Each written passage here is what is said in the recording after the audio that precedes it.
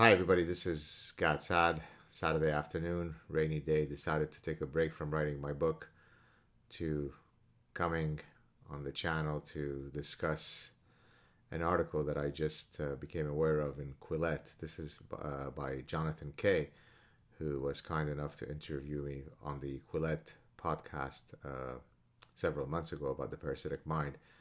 I'm also a good friend of his lovely mother, Barbara Kay. They both do great work. And so I didn't prepare this. I just started kind of, scrolling down the article, and I said, I'm just going to turn on my laptop and start analyzing it for you to give you a sense of what I've been warning you about for a very long time now. So the article is titled, let me put on my glasses here. The article, so this is on November 7th in Quillette magazine. I'll put the link to the article for all of you to go through. Anti-Racism as Office Politics Power Play, a Canadian Academic Study, again by Jonathan Kay. I won't go through the whole thing, but I just want to point to a few things. Last week, 53 top Canadian academic administrators convened in Ottawa for a biannual membership meeting of Universities Canada, a group dedicated to, quote, providing university presidents with a unified voice for higher education, close quote. The 89-page meeting agenda, which was leaked to me after the event, makes for an interesting read. You really should go and read the whole article, but it's basically all about what I call the DIE religion, diversity, inclusion, and equity. Before I get into some of the details, I recently remarked that, everything now that happens in the university, the emails that one receives, the departmental meetings that one attends, is all viewed through really an orgiastic, tsunami of DIE issues. It's just relentless. It's endless. You almost don't feel as though you're in a, institution of higher learning. It's as if you're in a DIE cult where everything is about identity. It's the transgender this, the queering of architecture, the first Muslima this, the BIPOC, Black Indigenous people of color, land acknowledgements, all the things that I discussed in the Parasitic Mind, but that are just speeding up at a breathtaking pace. There's never a discussion about, science, about some interesting intellectual issue, about ideas. It's all day long about identity, marginalized, allyship, disenfranchised, systemic racism, systemic bigotry, the patriarchy, and on and on and on. It truly is soul crushing. But in any case, I wanted to read here for you. This is, again, it's coming from the highest levels of university administrators. These are the a retreat for university presidents of Canada. So let me just go through here. So let me just find here. Oh, yeah. So the report's main theme is that university leaders must decisively reject the idea of, quote, color blindness, which the author asserts should probably termed color evasion, in favor of becoming, quote, race-conscious individuals who, quote, explicitly reflect on their ethno-racial identity and group memberships. So to say that something, you want to create a world where there's color blindness, where, Martin Luther King's position, judge people based on the merits, of the content of their characters, that itself is a form of color evasion. And the person who I'm trying to look for the person that put this together. Oh, yeah. So the agenda's real centerpiece is a 46-page standalone report commissioned by Universities Canada called Building a Race-Conscious Institution, a Guide and Toolkit for University Leaders Enacting Anti-Racist Organizational Change. And the person in question, what is her? I can't remember where. Anyways, it doesn't matter. Let me just go through some of the contents of this document. So, for example, you need to be dealing with structural diversity and curricular diversity. And here you look for outputs and outcome measures, all of which are viewed through the lens of the DIE religion. So, percent of unit EDI plans submitted annually. Number and percentage policies and processes reviewed using EDI analyses. Percentage strategic institutional documents articulating EDI priorities. Percentage of senior leaders and members of governing bodies who are EDI trained. Percentage of self-identified EDG. That's I can't remember what the acronym for that is. It's somewhere down here. EDG is equity deserving group. So these are people who are marginalized and they deserve to be in these positions. So EDG is another term. By the way, the name of the person who put this together, her name is Al Shebah. I can't see what her name is, her full name, but anyway, she's some person at I think McMaster. I'm trying to look. I'm doing this on the fly because I was so keen on talking to you about this. It's simply incredible. Anyways, I won't go through the whole list, but every single metric of the university is now about EDI. Again, I don't like EDI. I prefer the acronym DIE because this is the death of the university. Everything is DIE. It's got nothing to do with intellectual achievement. It's got nothing to do with winning Nobel Prizes. It's got nothing to do with advancing core knowledge. Everything is about DIE. All right, so let's look at some more things. So this is best practices for inclusive excellence in hiring. Okay, you have to have a trained equity advisor who participates in every committee.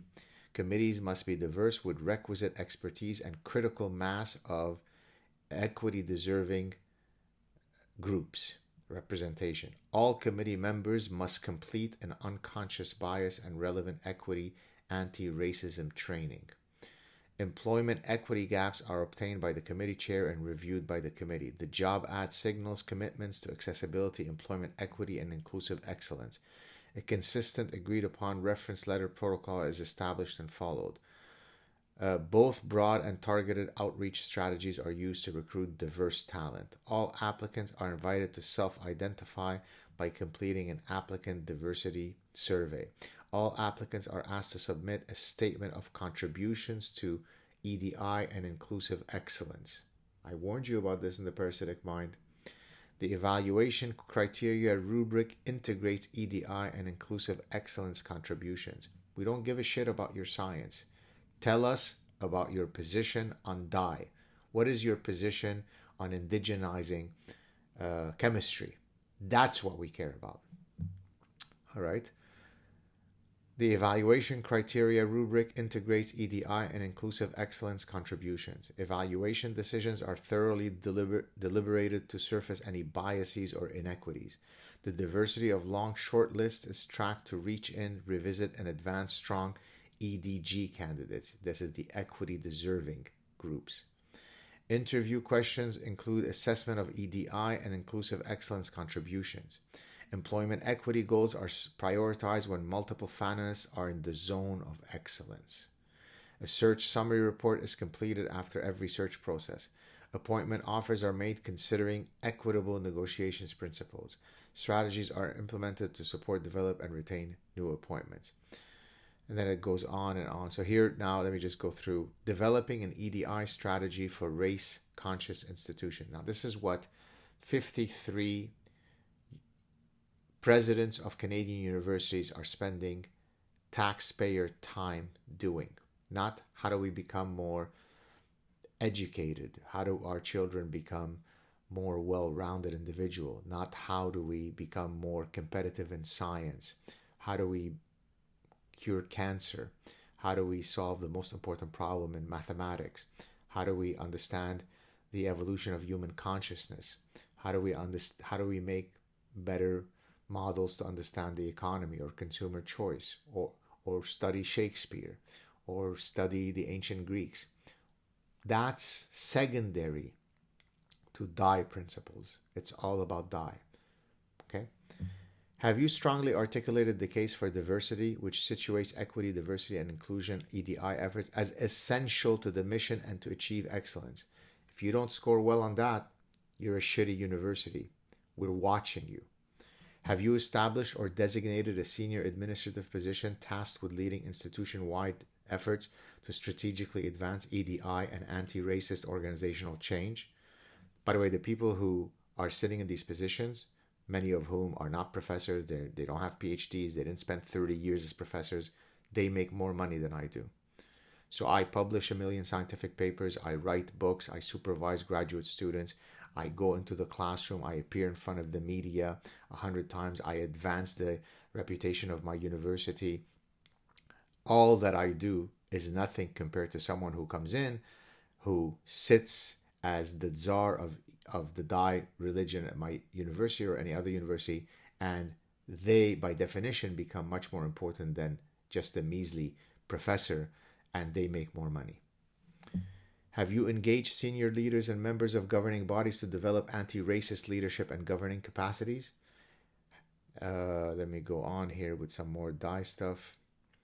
Have you delegated central and decentralized accountabilities for advancing EDI and anti-racism to key roles across institutional leadership teams to act as champions? Have you established a model of coordinated decentralization whereby central and local EDI champions communication and collaborate to improve university-wide EDI and anti-racism efforts? Have you developed recruitment and retention policies, procedures, and implementation tools that integrate EDI, anti-racism, and inclusive excellence principles and practices? Have you engaged regular climate reviews to assess the perception and experience of diverse community members with the ability to disaggregate responses from racialized members? Now imagine if we now have to be spending our time adhering to this stuff. I mean, not only is it, anti-liberty, it's anti-meritocracy, it's anti-science, it's death by bureaucracy. Already the process of hiring people is a terribly burdensome and complicated and important, decision to make. Now add 600 criteria, all of which relate to this nefarious Dai stuff. And now watch what happens to our time. Have you incorporated mechanisms for regular consultation with and engagement of communities most affected by systemic inequities, including racialized community members? I mean, it goes on and on and on. But this is a leaked report from what 53 university presidents were spending taxpayer money doing, along with all of their cadre, all of their cabal of administrators and other folks, all of whom are not trying to crack the code of diabetes or the code of neuroscience and how we better map the human brain. They're busy going after a mythical creature known as systemic racism. I've been a professor for almost 30 years. I have not once in all the years, either privately or publicly, meaning someone speaking to me privately or in a public setting, seen a single instance of the type of, quote, bigotry that these mechanisms are going after. I've seen a lot of anti-Semitism at my university. I know that Benjamin Netanyahu was stopped from speaking in 2002 at my university. I know that many students who are Jewish have come up to me and said, we no longer wear Jewish identifiers when we walk around on campus. But I haven't seen anti-black racism. Now, that doesn't mean that some people might not be anti-fill in the blank, but I have been a professor for almost 30 years. I cannot remember a single incident that I'm aware of, not that happened with me, that came up where we discussed any incident that constituted the type of horrifying bigotry that these Orwellian programs are supposed to be addressing. It's unbelievable. It's taking someone like me who I am a professor in my DNA. I've only wanted to be two things in my life, as I explained in the Parasitic Mind: professional soccer player and professor. My entire life revolves around being an intellectual, a professor. I love it. I love academia. It's the most noble profession when done properly. What I've been seeing in the near 30 years that I've been a professor, that's why I wrote The Parasitic Mind, is absolutely astonishing. It makes someone like me, who is so dedicated to my profession, think about leaving, because it's simply the burden that is placed on you to, you know, it truly is Mao China. It truly is North Korea. I mean, without the summary beheadings or executions, but certainly your reputation could be executed. You could be fired. You could be canceled. But this Orwellian dark cloud that is constantly on us by the emails that we get and the messages and the seminars and the mandatory training that we have to do. 5 years ago, it was 1,000 times less. So where are we going? What's the future? When does this stop? How much longer can we keep doing this? I wish I had the answer for you, but what I can tell you is that I receive, as I always remind you, 1 million emails from professors in every possible field at every conceivable university. Thank you, Dr. Saad. You're our hero. Shh, please don't mention anybody that I really respect you. So the guy who wishes to defend meritocracy, defend individual dignity, defend the liberating, enriching power of intellectual pursuits is now so corrosive that all those professors who view me as their hero are too afraid to say, hey, I stand with Professor Saad, because it's simply too dangerous, because the die administrator will come down hard on me. It is unbelievable. This is not something that's specific only to my university, right? Because in this case, it's the collection of all Canadian universities. It's happening all over the US. It's happening everywhere. The capitulation of every foundational value that made the West great, that made the Western educational tradition great. And of course, I shouldn't just say Western, because there are intellectual traditions coming from all over the world that have been wonderful, that were rooted in philosophy, in reason, in rationality, and then of course later in the scientific method. And all of that now is superseded by endless bigotry, allyship,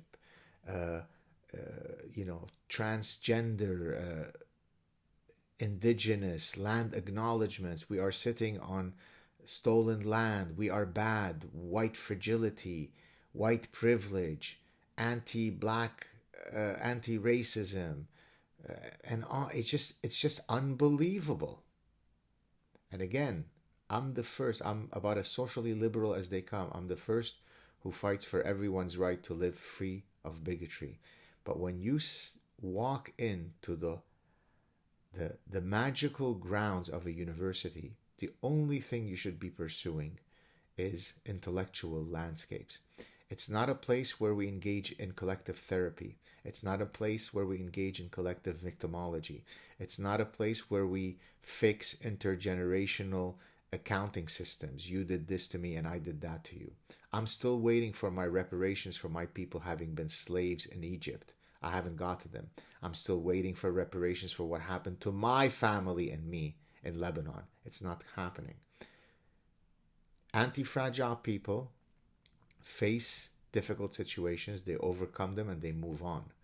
We don't need current generations to be held accountable and culpable for things that happened 300 years ago to people that they have nothing to do with, both the victims nor the perpetrators. Move on. Teach history and stop this nonsense. It is absolutely astonishing. I speak to you, as you can see today, in a very sober way, because it is truly suffocating. You are taking the person who, you can't think of someone who is more of a professor in their DNA than me. And I'm thinking, I don't know how much longer I can take this. And that breaks my heart existentially. It breaks my heart because I never thought that I could, it could ever be so bad that I would no longer want to be a professor. But I don't want to receive any more emails about all of these stories. I want an email about, oh my God, who wants to come to this seminar by this wonderful political scientist who did this great thing, and this neuroscientist? Who wants to get together to discuss this great idea? None of that. Victim, victim, victim, blame, victim, victim, victim, blame, all day long. That's all that happens. Your taxpayers, your tax dollars are going to that. rather than paying people like me and others who educate your children, who create knowledge, who put themselves on the line to defend all these foundational values. We are shifting all the money to die administrators. It's unbelievable. You have the power to make change. Please speak up. Please use your donor money carefully. Please contribute to the problem. Don't think that this is a small, you know, bleep in the big ecosystem of universities. We will lose the traditions that we have created, or we will win, but it will be much more costly to redress the situation in 5 years, 10 years, 50 years than if we were to act now. I wish I could say slowly we inch. I wish I could say quickly we gallop. It is unbelievable what is happening. Have a good day, everybody.